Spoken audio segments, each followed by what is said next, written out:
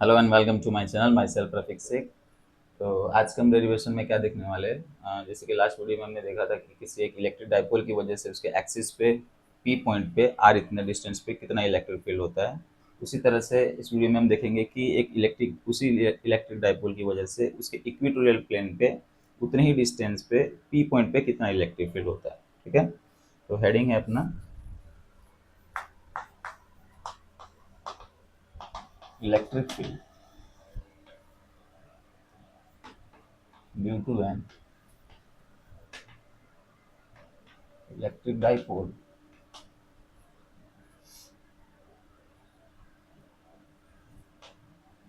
at a point on its equatorial plane। ठीक है, तो इसका डायग्राम पहले बनाते हैं।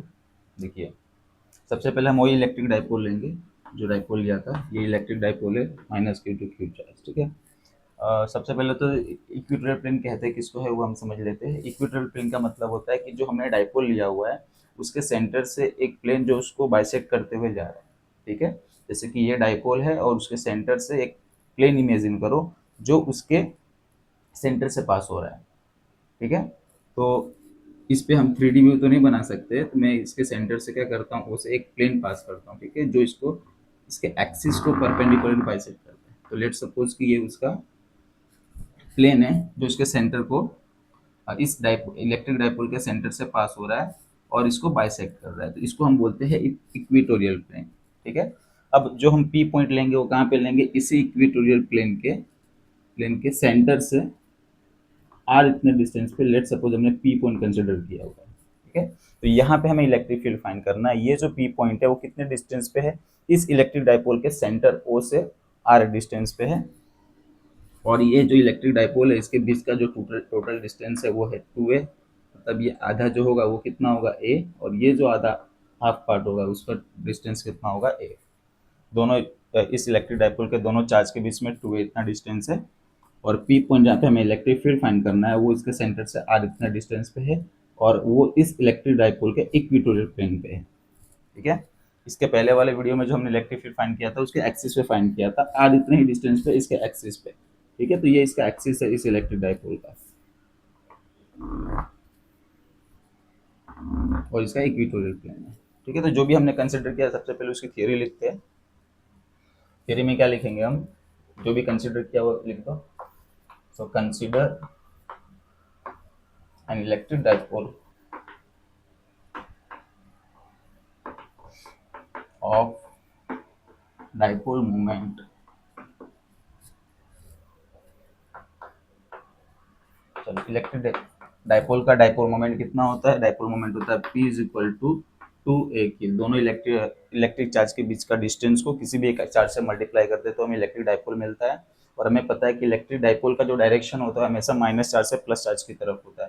तो अगर इस डायरेक्शन ये जो डाइपोल हमें देखेंगे ये माइनस चार्ज है, ये प्लस चार्ज है, तो यहाँ पे जो इलेक्ट्रिक डाइपोल मोमेंट का डायरेक्शन होगा, p का डायरेक्शन वो किधर होगा, टुवर्ड्स राइट साइड। ठीक है, क्योंकि माइनस से प्लस का डायरेक्शन ये वाला जो डायरेक्शन है वो पी का डायरेक्शन है। और इसके अपोजिट का डायरेक्शन होगा उसको हम क्या करेंगे, माइनस पी कैप। अगर ये पी कैप का डायरेक्शन है तो ये वाला जो एग्जैक्ट अपोजिट डायरेक्शन होगा उसको हम क्या करेंगे, माइनस पी डायरेक्शन करेंगे। उसका यूज हम बाद में करेंगे। तो सबसे पहले हमने लिखा कि consider an electric dipole of electric dipole moment p is equal to 2aq separated by distance. कितने डिस्टेंस से सेपरेटेड है, तो 2a डिस्टेंस से सेपरेटेड है। ठीक है, फिर हमने क्या कंसिडर किया है कि हमने ये जो पी पॉइंट को कंसिडर किया है जहाँ पे हमें इलेक्ट्रिक फील्ड फाइंड करना है इसके इक्वेटोरियल प्लेन पे आर इतने डिस्टेंस पे, उसको लिखेंगे। So consider a point P on its equatorial plane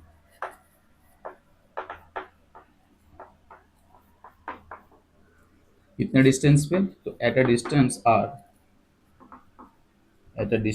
are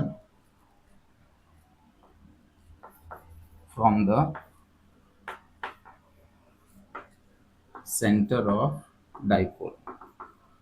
ये जो डायपोल हमने कंसिडर किया है इसके सेंटर से आर इतने डिस्टेंस पे हमने पी पोल कंसिडर किया हुआ है।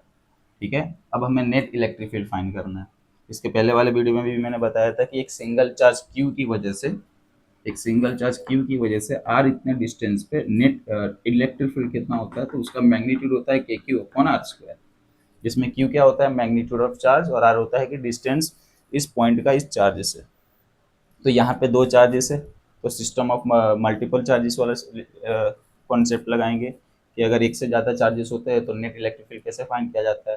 तो उस चार्ज के जिस जहाँ पे हमें इलेक्ट्रिक फील्ड फाइंड करना है उसके आसपास जितने भी चार्जेस होते हैं सारे चार्जेस की वजह से अलग अलग इलेक्ट्रिक फील्ड फाइंड करेंगे और सबका का और सारे इलेक्ट्रिक फील्ड का क्या करेंगे हम वेक्टर सम करेंगे। ठीक है, तो यहाँ भी दोनों चार्ज की वजह से इलेक्ट्रिक फील्ड फाइंड करेंगे।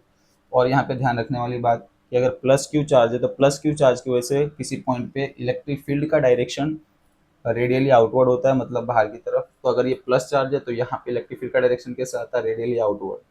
अगर यही चार्ज माइनस रहता तो इसी पॉइंट पे इस चार्ज की वजह से जो इलेक्ट्रिक फील्ड आता उसका डायरेक्शन रेडियली इनवर्ड होता, मतलब इस तरफ होता।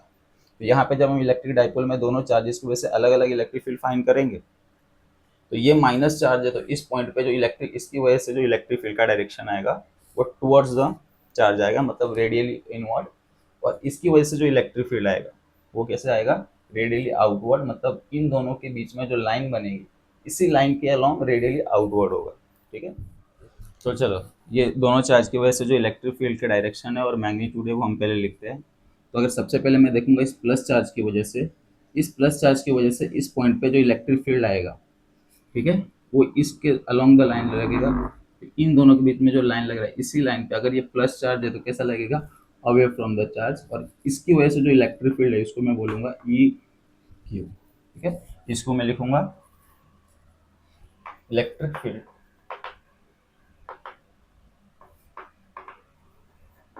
ड्यू टू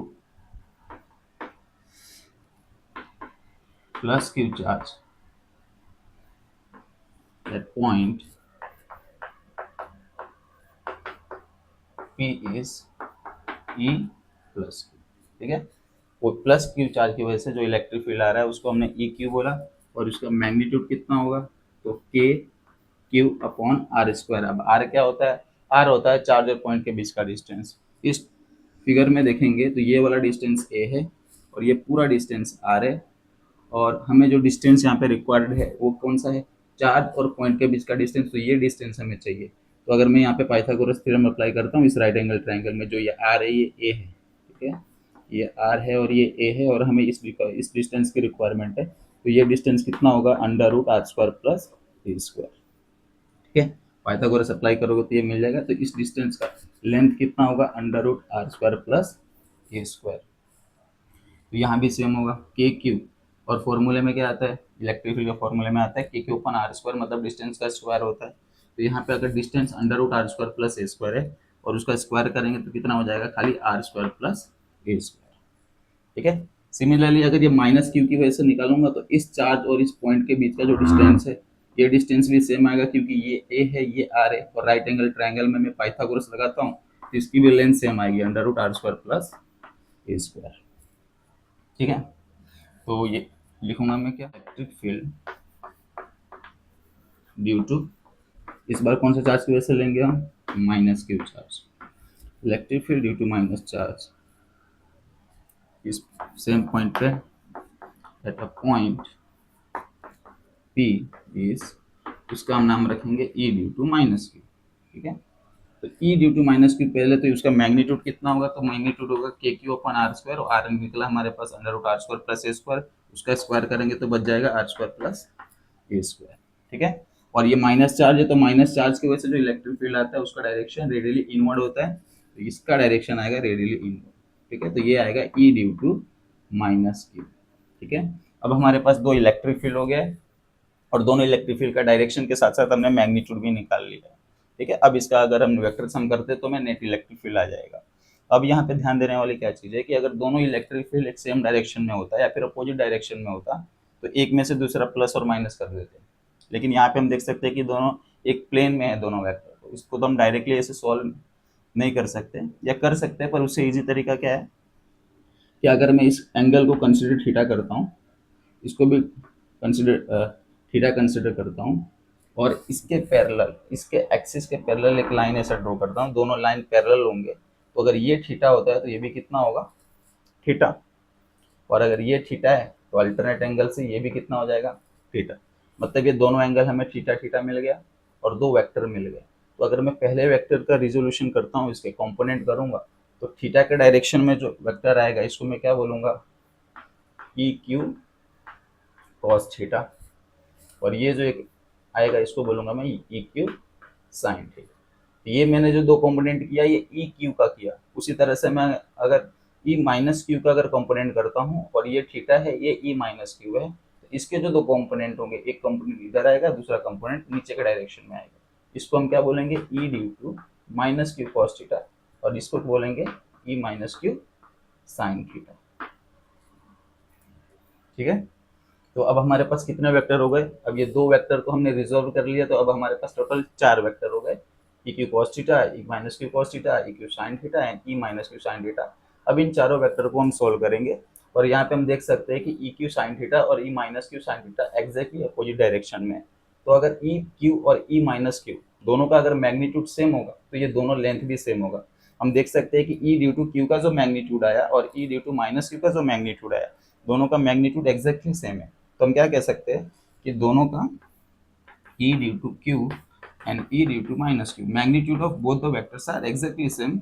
लेट कंसिडर करते हैं उसको हम कि उसका मैग्नीट्यूड कितना है, e, दोनों ही सेम है, तो दोनों को मैंने e ले लिया। तो ये जो e क्यूब साइन थीटा है और e minus cube sine theta है, इस पॉइंट का अगर मैं बनाता हूँ फ्री बॉडी डायग्राम, तो कैसे बनेगा, जो ऊपर e क्यू साइन थीटा लगता है तो उसको मैं सिंपली क्या लिख सकता हूँ, e साइन थीटा, और जो इधर ये लग रहा है उसको क्या लिख सकता हूँ, ई क्यू कॉस थीटा, इस वेक्टर का रिजोल्यूशन। और जब इसका मैं रिजोल्यूशन किया था ई माइनस क्यू साइन थीटा, तो ई माइनस क्यू साइन थीटा को भी मैं क्या लिख सकता हूँ, एक और दूसरा वेक्टर आएगा इसी डायरेक्शन में, जिसको बोलूंगा ई कॉस थीटा, क्योंकि ई प्लस क्यू और ई माइनस क्यू दोनों को मैंने ई ले लिया। उसी तरह से जो नीचे दो वेक्टर्स, एक वेक्टर लग रहा था कौन सा, ई माइनस क्यू साइन थीटा, उसको भी मैं क्या लिख सकता हूँ, सिंपली ई साइन थीटा। अब मैं यहाँ पे देख सकता हूँ कि E sine theta exactly opposite direction में है, दोनों का मैग्नीट्यूड भी सेम है, तो दोनों वेक्टर एक दूसरे को क्या कर देंगे, कैंसल आउट कर देंगे, so they will cancel out each other. तो हमारे पास दो इलेक्ट्रिक फील्ड बच गई, ई की कॉस थीटा और ई की कॉस थीटा, और दोनों इलेक्ट्रिक फील्ड का डायरेक्शन एग्जैक्टली सेम है, तो नेट इलेक्ट्रिक फील्ड क्या आएगा, दोनों का प्लस। ठीक है, तो हम नेट इलेक्ट्रिक फील्ड कैसे लिखेंगे, हमारे पास अभी कितने वेक्टर्स हो गए, 4 वेक्टर्स हो गए, ई साइन थीटा, ई साइन थीटा, ई की कॉस थीटा, ई की कॉस थीटा। ई साइन थीटा का मैग्नीट्यूड दोनों तरफ सेम है और दोनों का डायरेक्शन एग्जैक्टली अपोजिट है, तो हम क्या लिखेंगे कि both the component of E sine theta, the sine theta component of both the vectors will cancel out each other. ठीक है, तो यहाँ पे लिखेंगे क्या, ई साइन थीटा कंपोनेंट